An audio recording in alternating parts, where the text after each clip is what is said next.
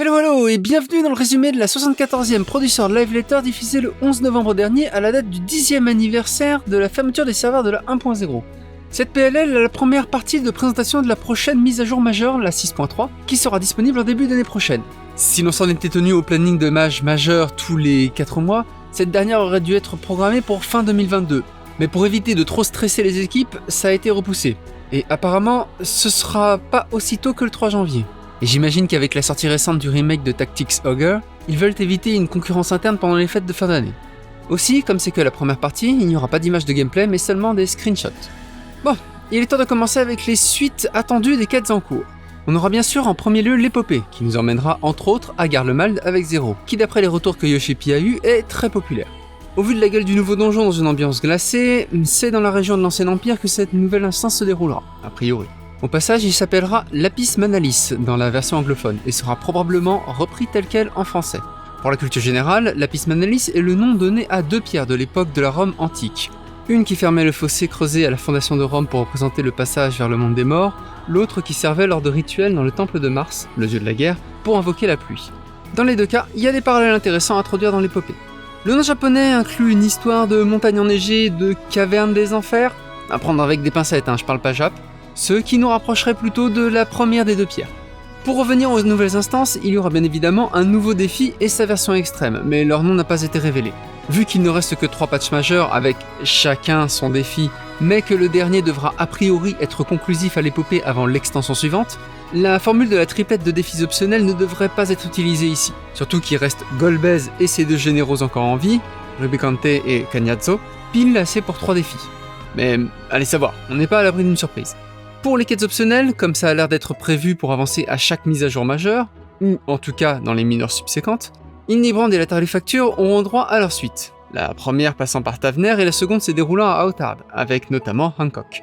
Un détail de conception a d'ailleurs été donné concernant l'extraterrestre, comme quoi l'équilibrage de son modèle à cause de l'asymétrie de son antenne et ses yeux a été très travaillé. Perso, j'espère qu'ils vont pas oublier de nous en faire une mascotte, ce serait un raté de leur part si c'était pas le cas. Et qui dit Hildibrand dit Relique de Manderville, dont la prochaine étape devrait à la fois améliorer statistiquement les armes déjà acquises, mais aussi leur donner quelques effets visuels chiadés. Il y a aussi la chaîne de quêtes sur la route d'une nouvelle aventure qui aura une suite après l'épopée avec toujours plus de lore sur Golbez et ses généraux.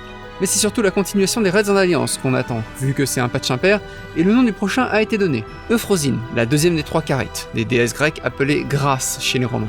Le dernier raid devrait donc s'appeler logiquement Thalie.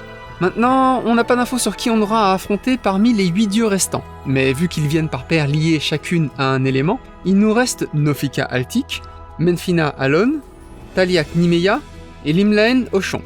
Je doute toutefois que ces 2 derniers apparaissent dans l'instance, vu que perso, je mets ma petite pièce sur le fait que Derrick soit justement Ochon et qu'il fasse office de dernier boss. 2 screenshots nous ont été montrés. Le premier avec Snugem et Graha, avec sur lui un appareil étrange. Bon, vu qu'il faisait partie de la délégation scientifique de Saint-Quanac, ça m'étonnerait pas que ce soit des outils de mesure fournis par cette dernière. Le deuxième d'un arbre volant dans un fond d'écran Windows. Bon, je suis désolé, on dirait Bliss en automne avec le château dans le ciel. Ça c'était ma réaction comme celle des spectateurs d'ailleurs. En tout cas, ce sera mécaniquement parlant l'occasion de choper des pièces d'Euphrosine rouillées qui, en combinaison avec celles d'Agley, vous permettront d'améliorer vos pièces d'équipement d'émissaires séléniens. Donc pensez à faire quelques runs d'Agley d'ici là. Sinon, 2 autres histoires facultatives feront leur apparition. Tout d'abord, les quêtes tribales des Loporites, comme attendu depuis longtemps pour les artisans. Les quêtes tribales alliées avec les Omicron et Arcasodara, et on espère les 3 tribus Shadowbringers, ne devraient par contre pas faire leur apparition avant le 6.5, donc prenez votre mal en patience.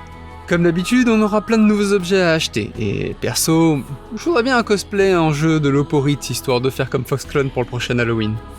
Ensuite, on aura le nouveau donjon sans fond, qui sera sur le même principe que le Palais des Morts et le Pilier des Cieux. Il s'appellera Eureka Orthos, on va dire que c'est parce que toutes les salles sont organisées orthogonalement, et requerra d'être au niveau 81.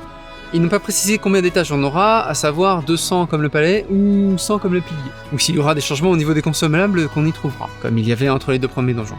Mais on devrait avoir à minima une nouvelle skin d'arme brillante pour tous les jobs. En tout cas, ça va faire du contenu pour des spécialistes du genre comme Angelus Demonus et probablement des dizaines voire centaines d'heures de jeu pour pas mal de joueurs qui rongeaient leur frein depuis Stormblood pour une nouvelle instance difficile de ce genre. Attention toutefois car il vous faudra avoir au minimum atteint le niveau 50 du Palais des Morts pour avoir accès à Eureka Orthos. Mais pas la peine malgré le nom d'avoir touché aux quêtes des reliques Stormblood. Et pour plus d'images, il y en aura dans la deuxième partie de la PLL qui se tiendra dans quelques semaines. En parlant de difficulté, le nouveau Fatal sortira 2 semaines après la 6.3. Aucune image n'a été montrée, mais vu que le pattern jusque-là était des instances inspirées alternativement des raids normaux et des boss de fin d'épopée, donc Bahamut, Ultima, Alexander, puis Tordan, on devrait avoir Omega cette fois. Est-ce qu'on aura un Fatal à tendance narrative comme la guerre du Chant des Dragons ? Ce serait sympa, mais de nouvelles références à FF6 feraient bien mouche. Imaginez une phase avec Midgarzorm accompagné des 8 dragons légendaires, ou Omega dans sa version bestiale, comme dans le jeu d'origine, enfin en tout cas depuis sa version GBA. Y a de quoi faire. Après, peut-être que je me perds en conjecture sur ce que ce sera, mais au pire, Yoshida a dit qu'il nous donnerait probablement le thème là aussi en partie 2. Et si l'investissement nécessaire pour du Fatal n'est pas possible, alors vous vous tournerez peut-être vers le nouvel irréel, et quoi de mieux pour succéder à Sephiroth que Sophia. Ce qui veut dire que l'irréel de la 6.4 sera très probablement Zurvan. Attendez-vous en tout cas à du brain check sur P1T6, avec sa balance et ses poids. C'est pas l'extrême le plus évident. À propos de vieilles instances, les devs continuent à remettre au goût du jour les anciens donjons d'épopée, et c'est pas moins que les 6 derniers de Heavensward qui vont être retravaillés, notamment pour être jouables avec des renforts, mais aussi pour correspondre mieux aux standards de conception établis après. Le laboratoire de magismologie va entre autres se faire redesigner son 3ème boss. Aussi, les 3 premiers donjons de l'extension ont vu l'histoire remaniée pour inclure les PNJs importants comme Orchefant ou Izel.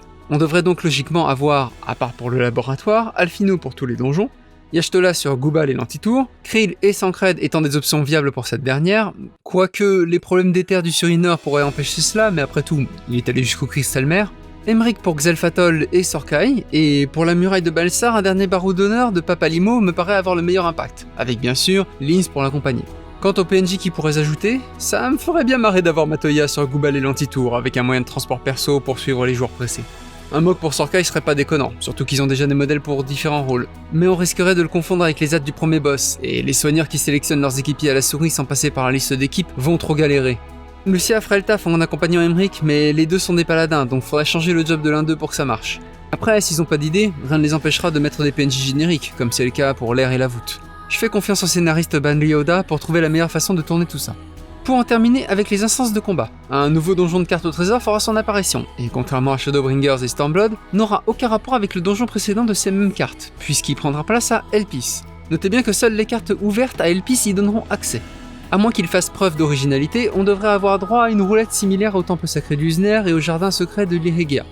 De même pour le Crystalline Conflict, c'est une nouvelle arène sponsorisée par Kageyama, le personnage à l'origine de pas mal de problèmes au château de Kugane et dans le quête Stormblood de Mage Bleu, qui sera mise à disposition. Même si elle a l'air simple dans son tracé, ça a l'air assez fun. Au vu du tas de pièces qu'on peut voir sur les images, ça m'étonnerait pas qu'il y ait une mécanique avec. Pareil pour le passage secret mis en surbrillance. Et je verrais bien un tatami Gaeshi sur... justement les tatamis, comme l'attaque du 2ème boss de Kugane. Ce sera en tout cas l'occasion de monter son niveau pour la 3ème série de JCJ, mais aussi de se lancer dans la saison 5 de Crystalline Conflict. A noter aussi que la reine le petit nuage est assez peu appréciée, donc ils vont changer les paramètres pour qu'elle revienne moins souvent. Et c'est bien dommage parce que je l'aime bien perso. Enfin, les contenus hors combat ne sont pas en reste. De nouvelles reliques d'artisans et récolteurs, comme l'étaient les outils de ciel acier et les resplendissants pour Shadowbringers, ont été annoncés avec une histoire pour accompagner tout ça, et le retour de Greynolt, un autre artisan à poil, comme le souligne Foxclone. Une 2ème série de commandes spéciales, semblerait-il avec un Génomos chez les Pixies, fera son apparition. Ce sera l'occasion de générer pas mal de matéria pour vos disciples de la Terre et de la Main, vu que leur tir d'équipement suivant devrait être dispo. Par contre, comme L2, il faudra probablement vous passer de tout mirage sur un nouveau PNJ. Il y aura aussi un étoffement du carnet de pêche, avec en particulier un lieu de harponnage en plein milieu de la haute Nocéa d'après les screenshots. Ajout à l'initiative des équipes de dev directement et non de Yoshida. Il devrait y avoir comme d'habitude de nouvelles prises à faire pour les commandes spéciales, mais aussi pour les amateurs de complétion de la nomenclature de pêche. Dans un tout autre lieu, c'est une nouvelle série de parcours pour la haute voltige qui viendra mettre un peu de diversité au Gold Saucer, mais toujours pas de Blitzball, comme beaucoup de joueurs le réclament. Mais aussi, dans l'effort des devs de rendre les maisons accessibles au plus grand nombre, c'est 6 nouveaux secteurs qui vont ouvrir avec leurs 60 parcelles dans chaque quartier résidentiel, pour un total de 1800 terrains supplémentaires par monde, avec une redistribution des secteurs entre les compagnies libres et les particuliers qui sera expliquée plus tard sur Lodestone. Et surtout, c'est tout plein d'extensions de contenu pour la Félicité insulaire, avec de nouveaux rangs et objectifs de développement, mais aussi des ajouts d'objets à acheter, de matériaux à collecter, d'animaux dangereux à attraper, de plantes à faire pousser et de bâtiments à fabriquer. En plus, l'interface de fabrique sera améliorée. On pourra récolter toutes les cultures en même temps, pareil pour les ressources animalières, et en parlant d'animaux, ceux étant sous curation pourront être relâchés lorsque vous dépasserez la capacité de vos pâturages. Il n'a toutefois pas précisé si cette dernière est transférée sur la nouvelle capture. Aussi, vous pourrez paramétrer l'orchestrion insulaire pour qu'il garde en mémoire la musique choisie après avoir quitté l'île. Et quitte à parler d'orchestrion, les visiteurs entendront la piste sélectionnée justement. Visiteurs qui, en plus, vous seront notifiés quand ils arriveront. Et tout ça est considéré comme une mise à jour mineure, les majeures étant programmées pour les patchs pairs, et la 6.4 devrait d'ailleurs inclure les meubles de jardin. On en a fini avec l'ajout de contenu. C'est cependant pas tout, parce qu'avec le lot de correction de bugs, on aura aussi droit à un rééquilibrage du JCE et du JCJ. Et s'ils s'en tiennent à ce qu'ils avaient annoncé, ce sera des changements au niveau mécanique, celui au niveau de valeur de puissance ayant eu lieu à la 6.28. Les seules modifications d'importance, d'après eux, seront pour le paladin, dont la rotation changera énormément. Pas la peine d'essayer d'imaginer ce que ce sera, on aura une démo en partie 2. Au passage, rien pour le mage bleu, mais c'est en cours, donc soyez patients. Toujours pour le combat, quelques infos en plus seront nativement disponibles, comme réclamé depuis longtemps par les joueurs de haut niveau, dont certains, ne nous mentons pas, palliaient à leur manque via des mods. Mods qui, je le rappelle, sont interdits par Square Enix. Ces infos nouvellement accessibles seront le temps restant des buffs et debuffs dans la liste des équipiers, via une option à configurer, et le type des dégâts pris, physiques, magiques ou uniques, ce qui permettra de choisir les bons CD pour réduire les dégâts au mieux. Ce type se manifestera par une icône à côté du nom de l'attaque, que ce soit dans les logs de combat que dans le texte flottant qui apparaît à chaque coup reçu. Attention toutefois, le vieux contenu pourra avoir quelques erreurs, vu la quantité énorme de modifications qu'il a fallu faire pour ajouter tout ça. Et dans les infos superficielles, vous pourrez maintenant voir les cartes de personnages de vos coéquipiers en instance, comme c'est déjà le cas dans Crystalline Conflict ou au Mahjong, dans la limite des 8 personnes de votre alliance si vous êtes dans une instance avec 24 joueurs. Quid de Delubrum Sadique et de l'arsenal de Baldésion ? Vu qu'il y a respectivement 48 et 56 joueurs, allez savoir, ils n'ont pas précisé si ça fonctionnait pareil. En tout cas, ce sera un élément déplaçable de la TH, et il n'y aura pas la bordure rouge que vous voyez sur les screenshots. Sinon, tout comme pour l'ajout de contenu, on a aussi de l'amélioration du jeu en dehors des combats. Avec tout d'abord la récolte, puisque les valeurs de collection à atteindre seront affichées pour référence dans l'interface de collecte. Plus particulièrement, je parlais plutôt d'étoffement du carnet de pêche. C'est aussi au niveau de ses fonctionnalités qu'on a du neuf, puisqu'on saura maintenant pour chaque poisson où les pêcher et quelle appât il préfère. On aura aussi plus d'infos sur les conditions dans lesquelles ils apparaissent, comme j'imagine l'horaire ou la météo pour lesquels on ne sait pour l'instant que s'ils rentrent en compte ou pas. Plus généralement, un changement sur la gestion d'inventaire des servants sera expliqué en images en deuxième partie et devrait plaire aux joueurs qui ont beaucoup de matériaux. Celle des mirages sur ces mêmes servants sera améliorée, avec la possibilité de les appliquer sur leur équipement sans le leur retirer. D'ailleurs, vous pourrez aussi appliquer des mirages sur votre propre équipement directement depuis leur inventaire, ce qui renforcera leur aspect extension de coiffeuse mirage qu'ils ont chez pas mal de joueurs. Et quitte à discuter de cosmétiques, la quantité d'actions disponibles en conjonction avec les accessoires de mode augmentera, avec néanmoins la possibilité qu'un bug qu'ils ont repéré reste, vu qu'ils sont pas sûrs de l'avoir corrigé d'ici là. Et avant de passer au contenu annexe, 2 autres changements mineurs ont été mentionnés. Tout d'abord la possibilité de n'afficher que les nouveaux objets chez les commises de Rowena et Mowen, mais aussi une 3e interface utilisateur. Vu qu'à l'oral ils ont parlé d'un nouveau thème visuel, ce serait plutôt un 4e, mais soit. Pas d'image pour l'instant, même Yoshida l'a pas encore vu. Enfin bon, on a fini avec tout ce qui concerne directement le jeu. Passons au merchandising et événements externes à FF14.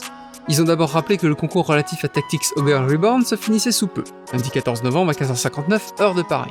Un concert symphonique au Japon s'est vu attribuer une nouvelle loterie pour des billets supplémentaires. Si vous voulez en acheter, les inscriptions prennent fin le 16 novembre à 15h59, heure de Paris. En parlant du Japon, un 4e ensemble de stickers FF14 pour Line, le WhatsApp japonais, est disponible. Comme d'hab, c'est pas directement achetable si vous n'habitez pas au Japon, réellement ou virtuellement avec quelques menus. Yoshipi a aussi présenté un gilet recto verso fait par l'équipe chinoise, mais il n'y a pas de plan pour le produire en masse. Donc, allez réclamer ça sur les forums s'il est à votre goût. Et pour conclure, un album de musique arrangée est disponible numériquement sur Amazon et iTunes. C'est les musiques que vous entendez depuis le début des news annexes, et c'est qualifié de chill. Mais on doit pas avoir la même définition de chill. Leur percu donne pas du tout envie de se détendre, à part pour Afterglow. Voilà, c'est tout pour ce résumé. Il y aura matière à faire au prochain patch majeur, mais gardez en tête que tout ne sortira pas directement à la 6.3, et qu'une bonne part arrivera à la 6.35, comme les reliques. Merci à la communauté Reddit pour la traduction en anglais, merci à vous d'avoir suivi cette vidéo. Si elle vous a plu, ça veut dire que sauf accident, on se retrouvera au plus tard pour la deuxième partie qui sera majoritairement de la redite, mais avec plus de précision et des images de gameplay. Dans tous les cas, n'hésitez pas à partager, liker, commenter, voire même vous abonner. Et sur ce, guerriers et guerrières de la lumière, à la prochaine!